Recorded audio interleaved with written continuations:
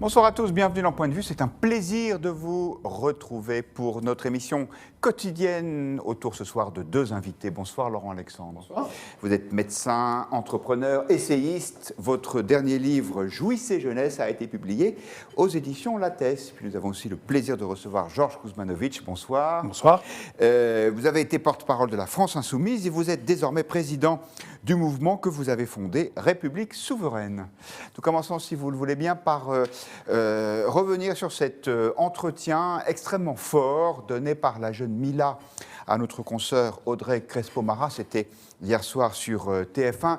Mila, vous savez, c'est cette jeune fille qui avait critiqué de façon très virulente, très crue, l'islam et le Coran, et qui depuis est l'objet de milliers de menaces de mort. Elle est sous protection policière, elle ne peut pas sortir de chez elle sans mettre une perruque, dit-elle, sinon elle est identifiée et ce serait trop dangereux.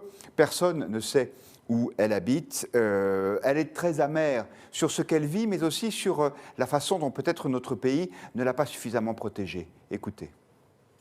La nation est fragile et lâche. J'ai employé ces termes et je ne mâche pas mes mots. J'étais pourtant persuadée que mon pays n'était pas comme ça. Si on ne se serre pas les coudes, que ce soit même la majorité silencieuse qui me soutient mais qui ne fera jamais rien. C'est des gens que j'apprécie, merci de me soutenir. Mais je vois la lâcheté partout autour de moi. Personne ne fait rien. Parce que les gens ont peur.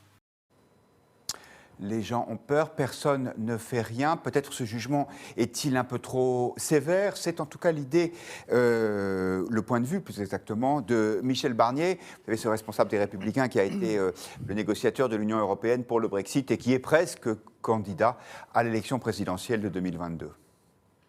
Non, je ne crois pas que notre nation soit lâche. Ce qui arrive à cette jeune femme est insupportable. Ceux qui l'ont harcelée doivent être condamnés fermement. Mais je ne pense pas qu'on puisse dire que notre pays est lâche. Voilà. La liberté d'expression est un droit fondamental dans notre République qui doit être respecté. Donc voilà pourquoi je pense que ceux qui ont harcelé cette jeune femme doivent être sanctionnés. Sanctionnés, d'ailleurs, ils vont probablement l'être, puisqu'il y a un jugement qui est en cours d'un certain nombre de personnes qui ont menacé de mort Mila. Et celle-ci, d'ailleurs, dit que depuis le début des audiences, eh bien, les menaces ont repris de plus belle. Quel est votre point de vue, Georges Kuzmanovic? Est-ce que vous trouvez qu'il y a une forme de lâcheté collective dans ce qui arrive à cette jeune fille? Écoutez, l'affaire Mila est très compliquée.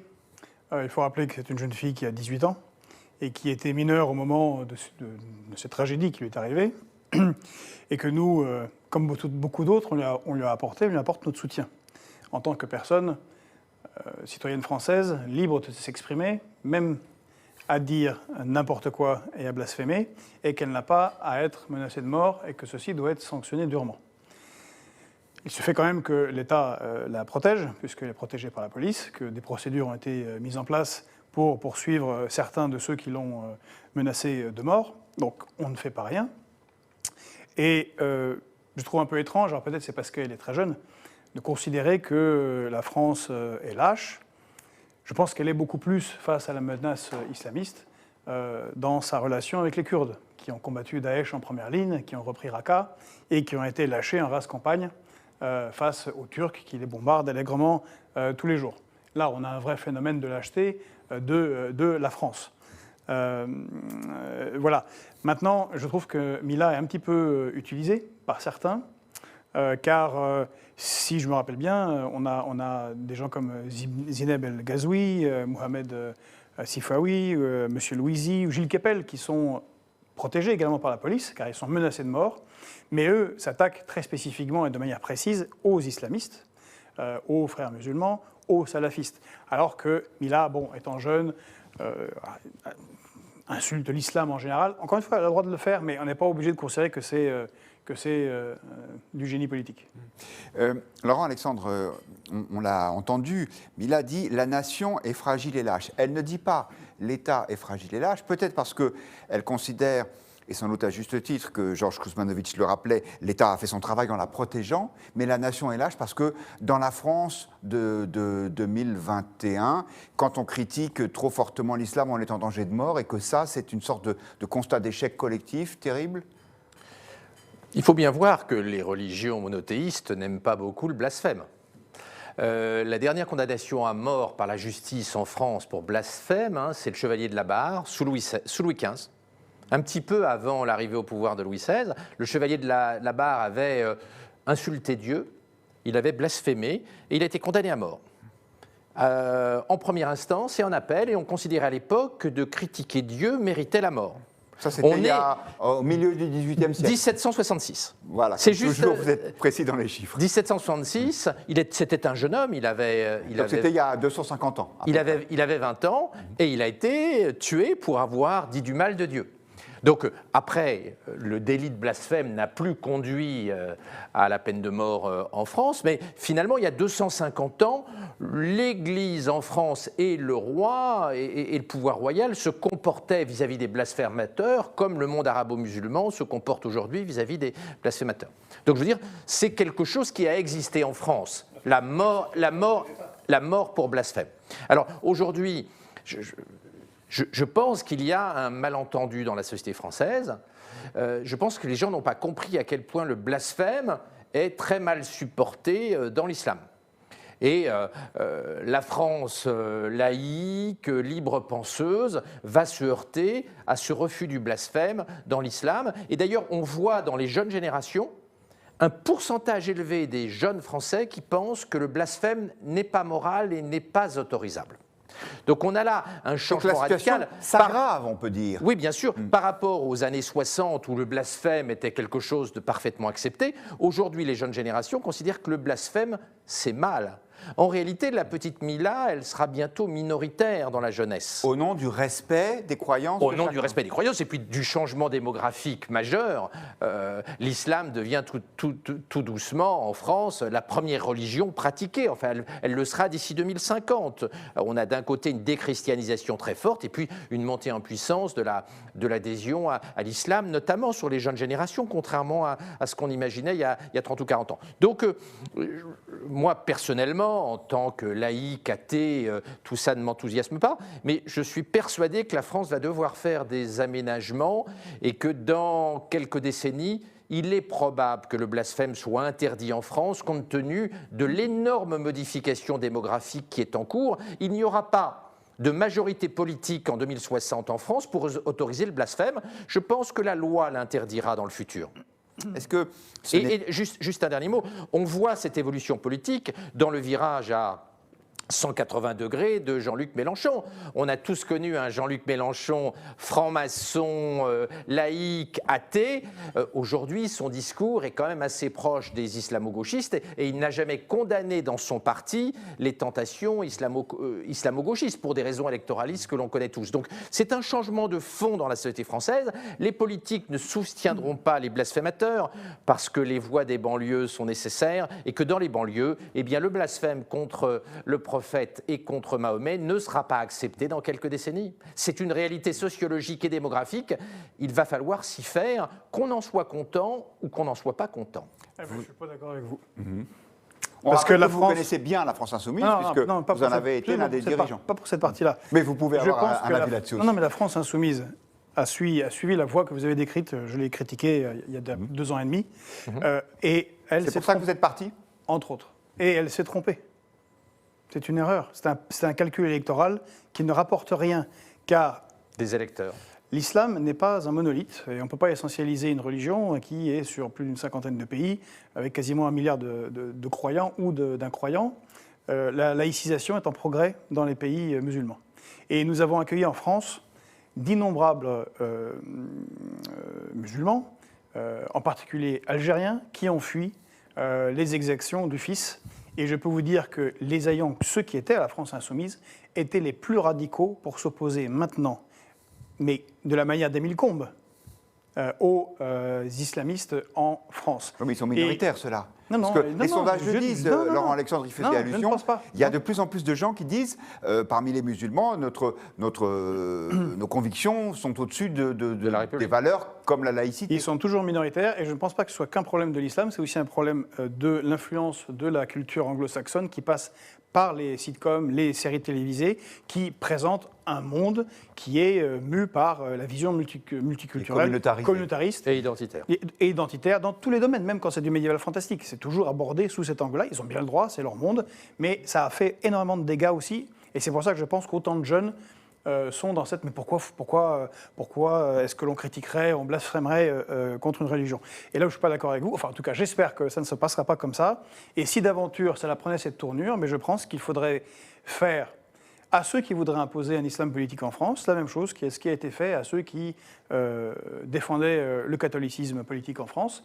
Et nous avons été extrêmement durs. Et je crois que je vous l'ai rappelé 2 ou 3 fois ici à d'autres endroits. Si on se réfère à ce qui s'est passé entre 1880 et 1905, par exemple, plus de 700 congrégations religieuses catholiques qui ont été fermées manu militari, avec déportation parfois des croyants qui refusaient la loi républicaine. Ils ont été envoyés en Allemagne, en Belgique. Donc à un moment donné, ceux qui refusent les lois de la République et de la laïcité doivent aller ailleurs. Les États-Unis, la Grande-Bretagne les accueilleront s'ils veulent absolument avoir une vie communautariste. Et j'espère qu'il y aura un personnel politique qui prendra cette ligne-là, car ce serait aller totalement à l'encontre de l'identité de la France. Je vous donne le point de vue de nos internautes sur Twitter, où vous êtes invités à répondre à cette question. La France a-t-elle abandonné Mila? Vous répondez oui à 64%.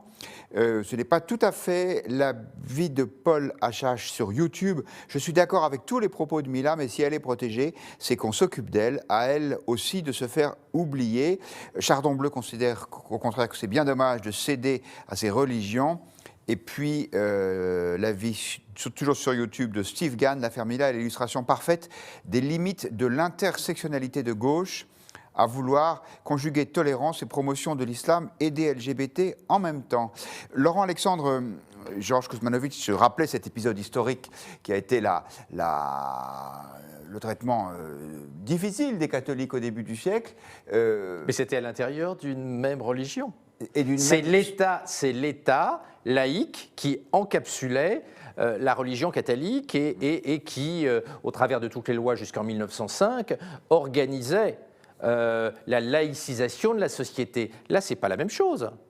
Si on faisait vis-à-vis des islamistes un peu turbulents sur le sol français ce qu'on a fait avec les lois de la Troisième République, on aurait la guerre civile. Là, on n'est pas à l'intérieur d'une même religion. On est religion contre religion monothéiste. Donc là, on a un conflit, une guerre de religion qui, j'espère, ne débouchera pas sur des choses violentes. On n'est pas du tout dans la situation de la Troisième République. Il n'y avait pas 2 religions dans la Troisième République. Il n'y avait qu'une religion et l'État laïque souhaitait limiter le pouvoir des catholiques. Là, c'est tout à fait différent. On est une religion en déclin extrêmement rapide qui est le catholicisme, que l'on sait, et beaucoup d'entre nous sont libres penseurs ou athées, et puis on a la montée en flèche de croyances du fait d'une modification démographique absolument inédite dans l'histoire de France. Donc en réalité, si on voulait faire ce que le petit père Combes a fait il y a 120 ans, on aurait la guerre civile dans le 9-3. Moi, j'en ai la conviction. Donc en réalité, le politique ne va pas remodeler la société avec sa vision laïque et athée. Je pense que la société va faire comme Jean-Luc Mélenchon.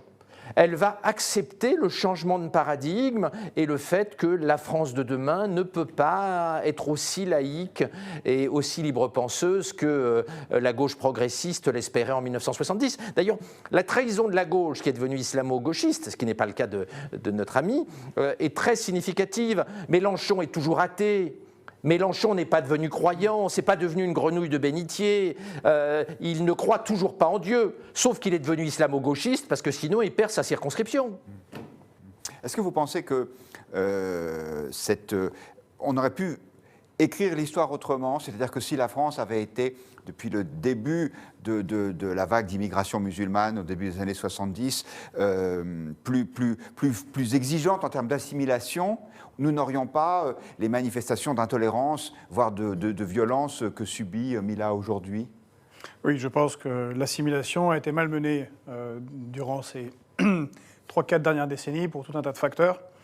Mais par rapport à ce que vous disiez, Le problème, c'est que dans un contexte de recul de la République, de recul des services publics, de paupérisation de la population, d'augmentation du chômage, des déclassés divers et variés, ce n'est pas que l'islam politique qui va devenir une menace. On a une montée qui a commencé en Amérique latine, mais qui est en train de devenir dans de nombreux lieux des évangélistes. On voit que le communautarisme porté par des gens comme Rokhaya Diallo, soi-disant les eux contre nous, les blancs contre les pas blancs, n'a aucun sens. Ils font exprès l'impasse sur l'une des conséquences du communautarisme. Ce sont les guerres, les affrontements intracommunautaires. Les Marocains détestent les Algériens, qui détestent les Tunisiens, les Noirs, les Asiatiques. Les Asiatiques font des manifestations parce qu'ils se protestent, qu'ils se font attaquer par des jeunes racailles issus des quartiers qui veulent se faire un chinois. Enfin bon, ça va pas du tout. Et on a vu récemment le jeune cycliste noir qui s'est fait traiter d'esclave par des membres de la communauté maghrébine. Au contraire, si on n'est pas radical, républicain et laïque, on va avoir une morcellisation de la société française avec des gens qui vont vouloir entrer en conflit. Et l'émergence dans la droite identitaire de mouvements, justement, de génération identitaire, mais aussi d'humoristes comme Papacito, montre que tout cela est en train de réveiller des gens qui ne peuvent que finir par se faire la guerre les uns les autres sur le territoire national. Donc la guerre civile se fera de toute façon. Donc je pense au contraire qu'il faut être parfaitement radical, calmer tout le monde et dire, comme le disait fort bien Hugo, l'Église chez elle, l'État chez lui. Et vous ne pensez pas que ce serait aujourd'hui impossible parce qu'il y aurait des émeutes si on impose, par exemple, si on imposait des règles de laïcité plus fortes en matière, par exemple, vestimentaire vous ne pensez pas qu'il est trop tard? Non, s'il est trop tard, ça finira très mal, encore une fois. Parce qu'il ne va pas y avoir un islamistan, il y a plein de courants, déjà entre les sunnites et les chiites, mais entre les communautés religieuses, les Turcs ne sont pas d'accord avec les Maghrébins, il y a plein de conflits qui n'intéressent que ceux qui se penchent là-dessus, puis il y aura des affrontements avec les évangélistes, puis encore une fois, ça sera nécessaire à un moment ou à un autre. Sans esprit polémique, on peut quand même reconnaître que même si les évangélistes gagnent en influence, il n'y a pas de menace de mort si vous critiquez la Bible, a priori. Bien sûr. Mais en parlant de Mila, récemment, il y a un humoriste qui, sur une radio publique, a fait un sketch chanté sur l'homosexualité du Christ. C'était assez graveleux et assez pauvre intellectuellement. Bon, la position, c'est la liberté d'expression, il blasphème, et c'est très bien.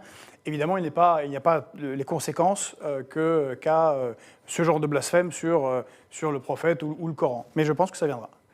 Et on trouvera des fous qui considéreront qu'ils sont gravement atteints dans leur foi, et vu ce qui se passe avec les évangélistes en Amérique latine, je ne vois pas pourquoi ça n'arrivera pas un jour en France. Mais bien évidemment, ce n'est pas le cas actuellement.